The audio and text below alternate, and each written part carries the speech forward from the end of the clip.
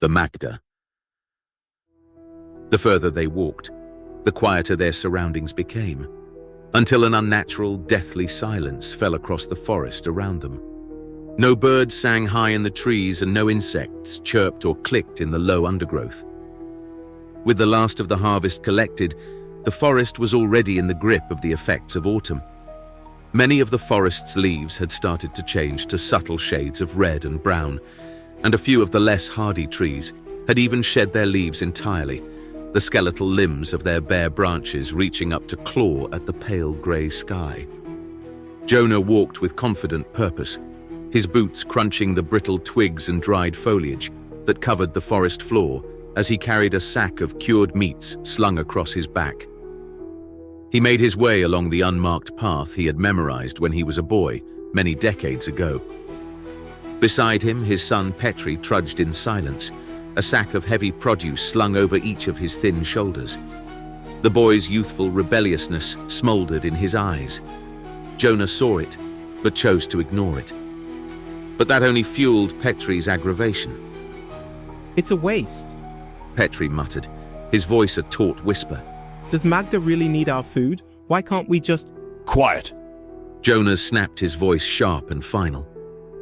He took a deep breath and tried to explain again, this time in a softer tone.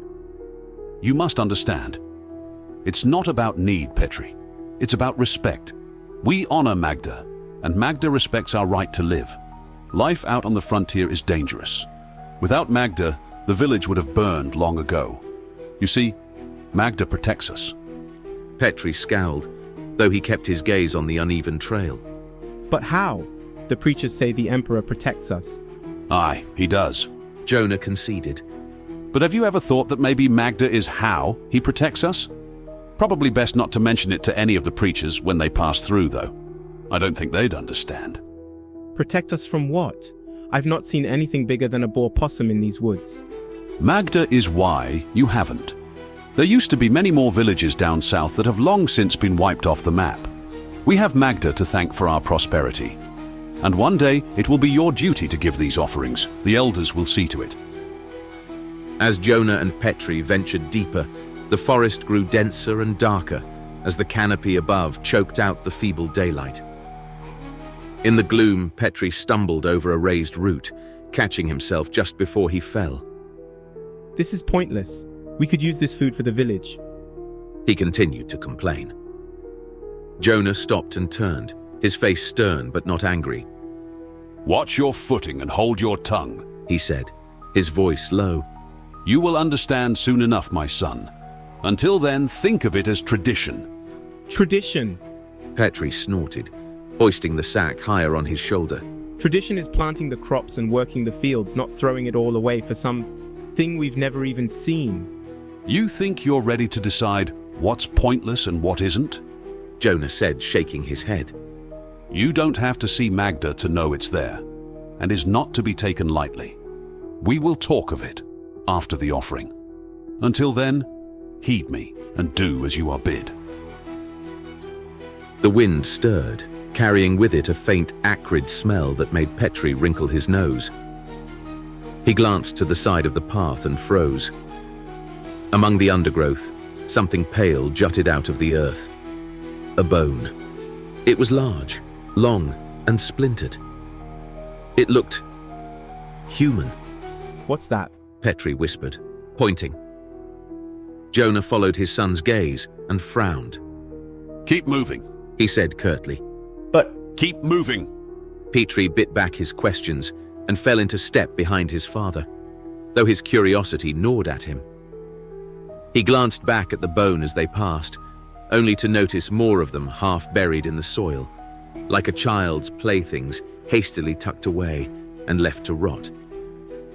The way became steep, forcing them to brace themselves against tree trunks and use exposed roots to pull themselves up the sharp incline.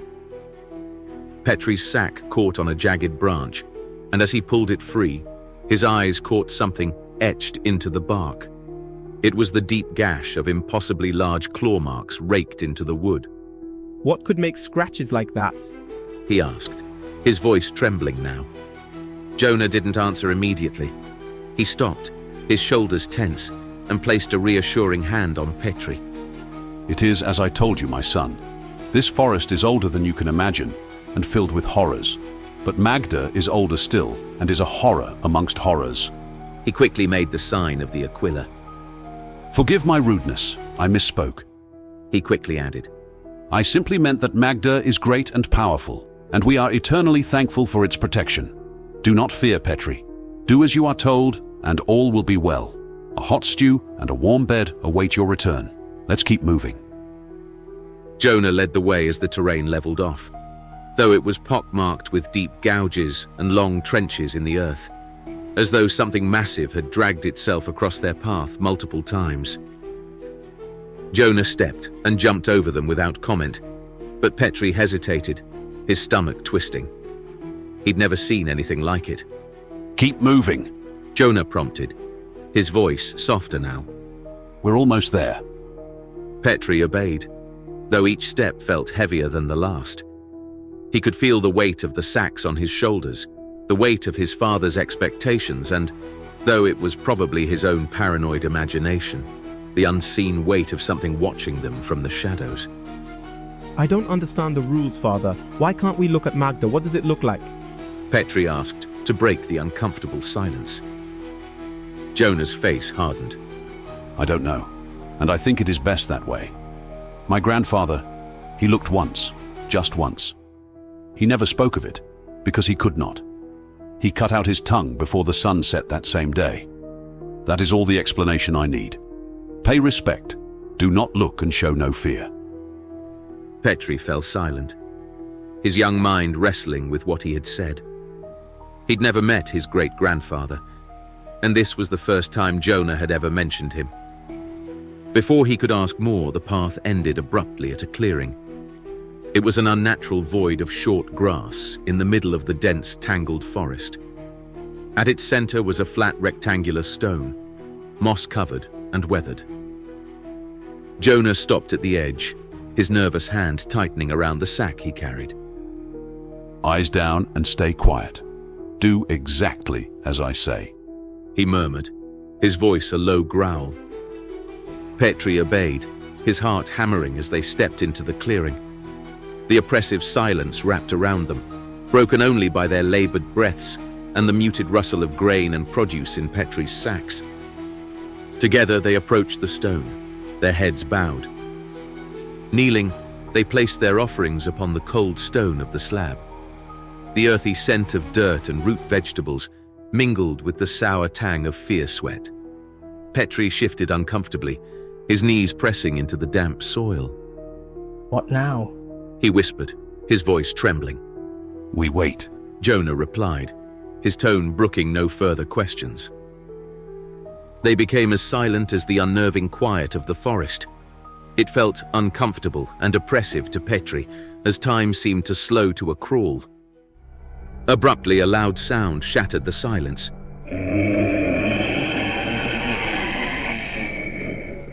It was an awful wailing, high and mournful, like the cry of a dying animal.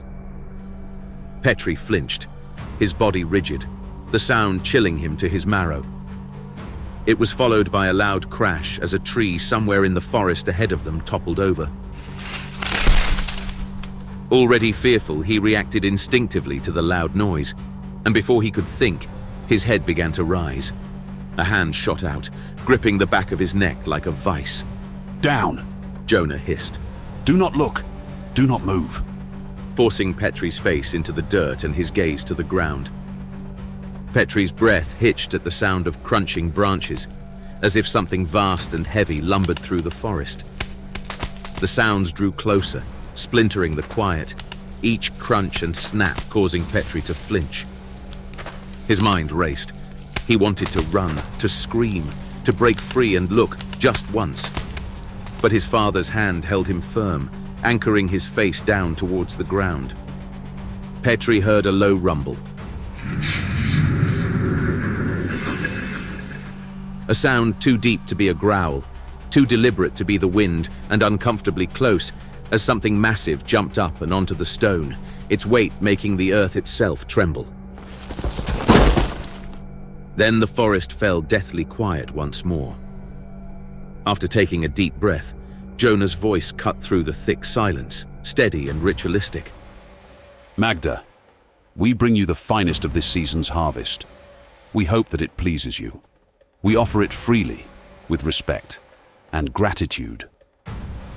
Petri trembled, the iron grip of his father still pressing his face into the dirt as the presence loomed above them. Whatever it was, he could feel its predatory gaze upon him. It was a searing, suffocating pressure that made him feel small, insignificant. His father's hand guided him to slowly stand, head still lowered. Then they carefully retreated backwards, step by tortuous step, until they reached the edge of the clearing once more. Do not run. Do not look back, Jonah murmured, his voice barely audible. They reluctantly turned their backs on Magda and walked back into the forest.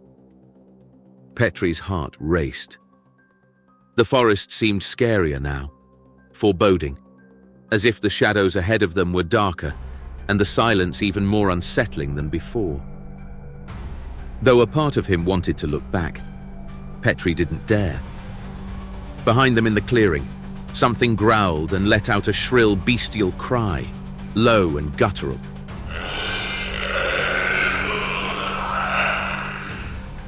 The sound echoed amongst the trees and resonated across the entire forest. The sound was so terrible that until his dying day, it would haunt Petri's nightmares. Years later, the residents of the secluded village went about their morning routines as they always did. In between the squat thatched houses, elders tended the bubbling pots set over the morning cook fires, while the more physically fit tended to the livestock and worked the small patches of tilled farmland.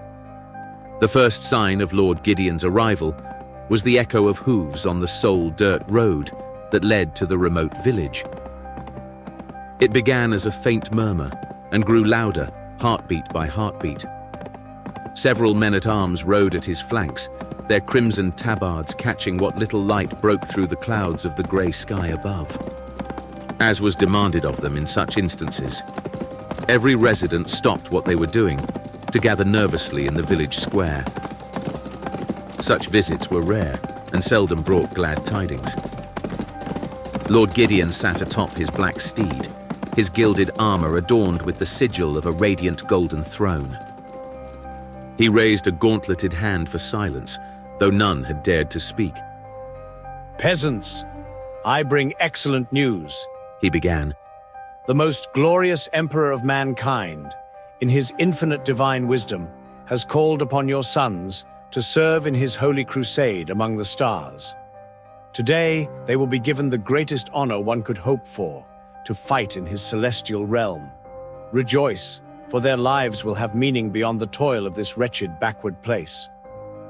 His voice booming across the square, smooth and practiced. The villagers exchanged wary glances. No one cheered, no one spoke. They knew the truth of this dubious honor. None who boarded the great sky chariots of the Emperor and left for the stars ever returned. The accompanying men-at-arms dismounted and moved into the gathered crowd of villagers, separating the young, able-bodied men and boys from the rest. Two of them strode forward and seized Petri. He struggled against their iron grip, his youthful vigor no match for their practiced brute strength.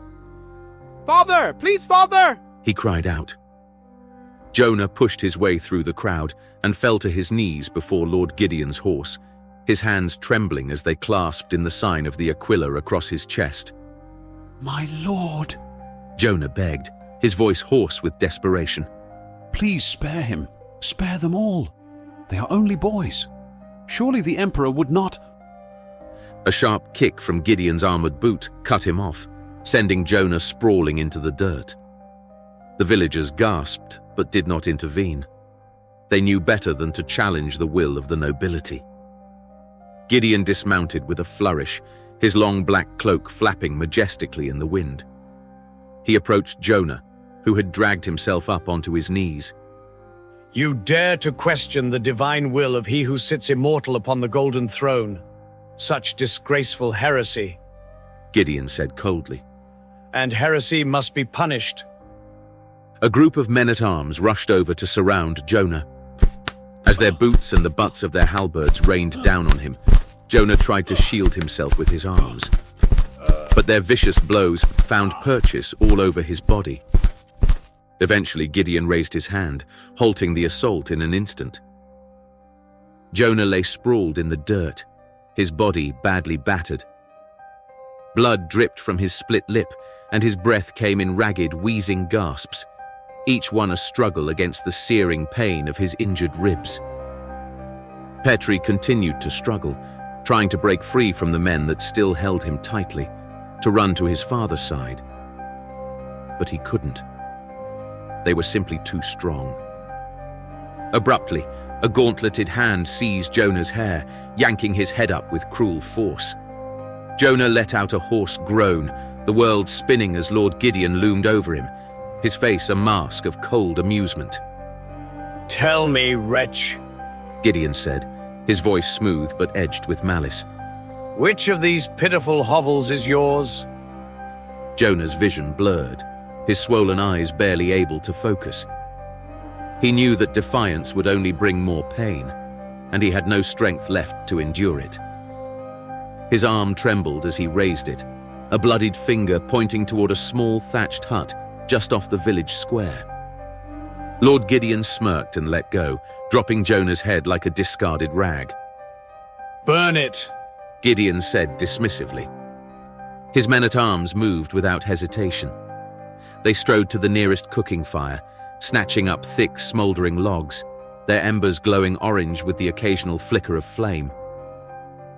Then, with casual cruelty, they hurled them through the doorway of Jonah's home. At first, there was only smoke. Then the dry thatch caught, and flames roared to life, licking hungrily at the wooden beams. The fire spread with terrible speed, consuming the home in moments.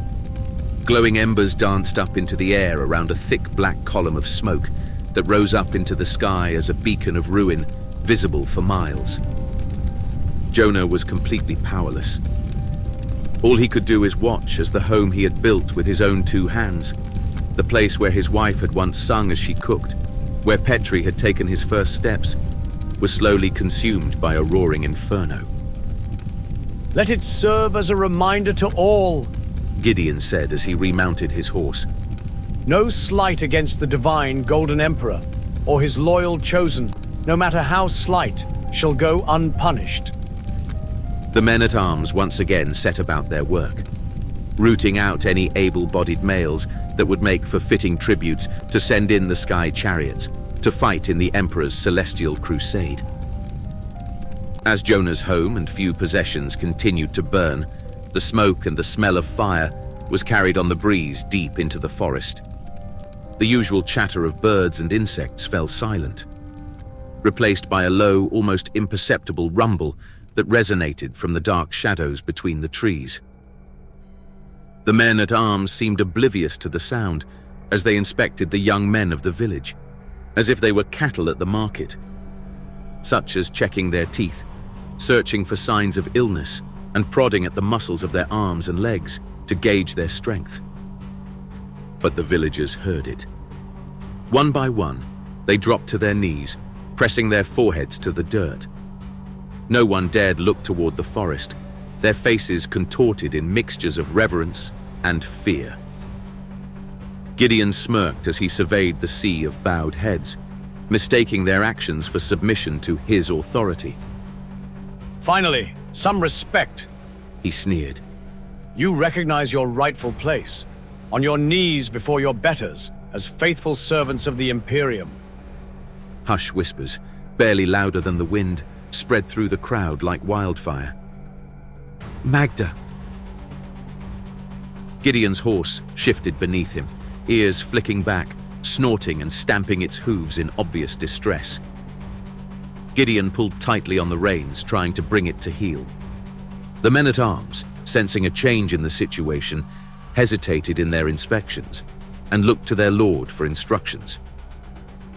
Gideon's smirk faltered, replaced by a scowl of irritation, and a growing sense of unease that flickered behind his eyes. Enough of this nonsense! He snapped. Stand up, now! But no one moved. No one dared.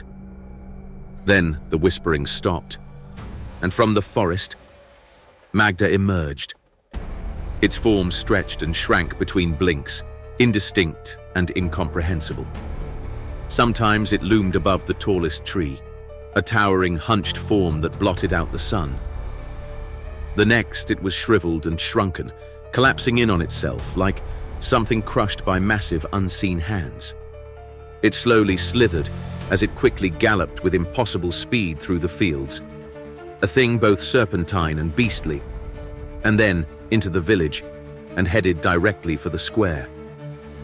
Its soft body rippled like water, yet with a stiff hide that was cracked like dry earth. It had long, stubby arms that twitched at its sides, their proportions strange and broken, but with movements that were sickeningly fluid. The thing that was its head reared up, and its all-seeing blind eyes locked onto the intruders that had broken the tranquility of the village. At the sight of them, Magda let out a silent howl of rage from a gaping mouth that never opened or closed, so loud that the silence was deafening. The men-at-arms, taken completely by surprise, stood completely dumbfounded, unable to process what was happening, as Magda charged towards them. It moved in total silence, yet the very air seemed to scream as it passed. The ground trembled with every thundering step, though it left no mark where it touched. The first man-at-arms barely had time to cry out before Magda was upon him. One of its tentacled, clawed hands enveloped and then crushed him with a sickening crunch. The awful sound roused the men-at-arms to action as some of them readied weapons and shouted battle cries.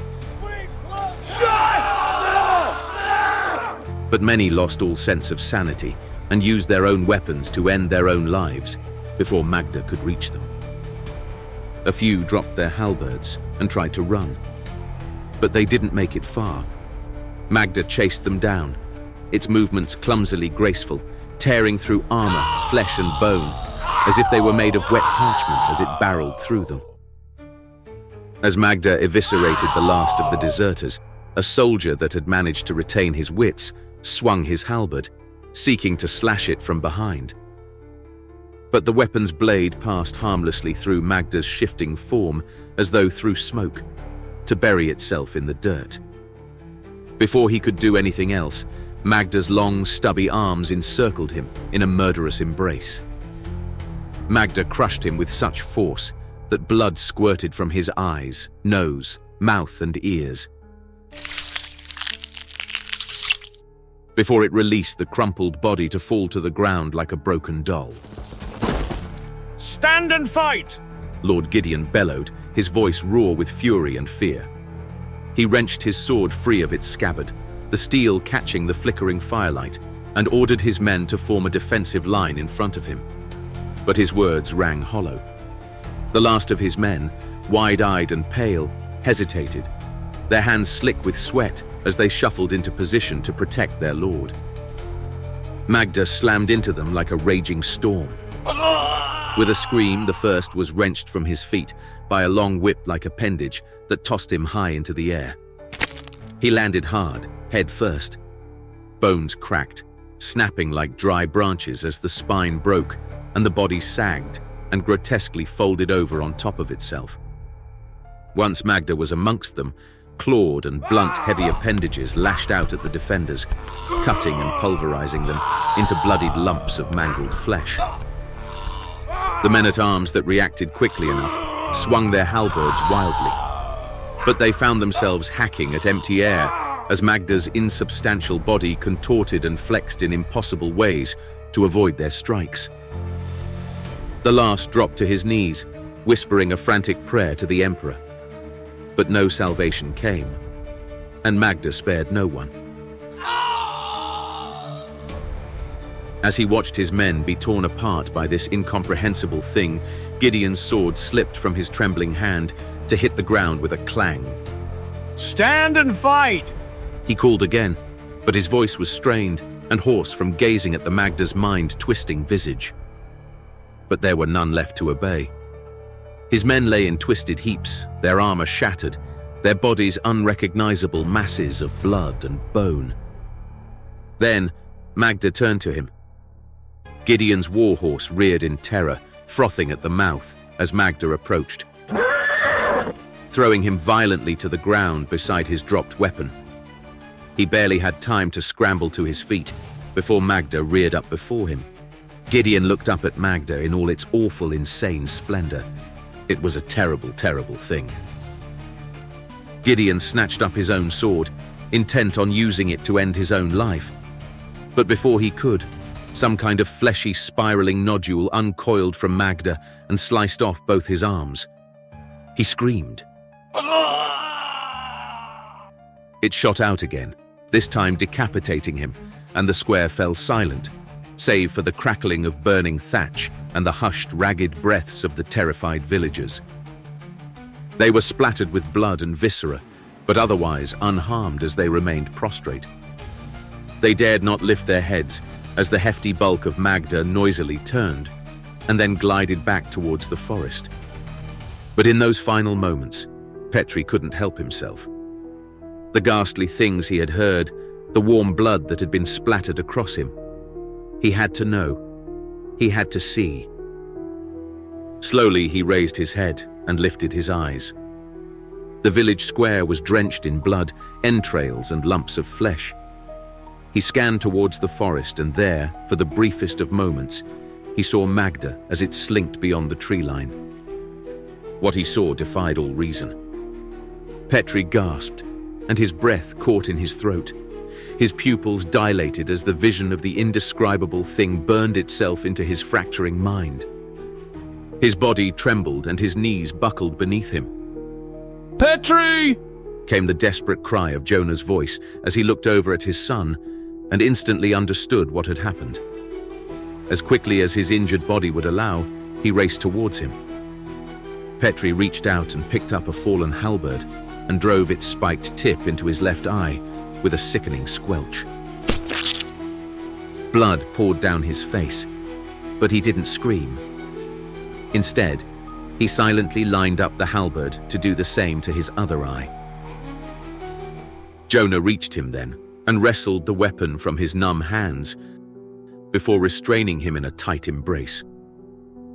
What did I tell you? Jonah whimpered, his voice breaking. Why? Why did you look? As the other villagers cautiously rose, silent and pale, Jonah continued to hold his son firmly, his face a mask of grief. He knew that Petri had seen what no mortal ever should.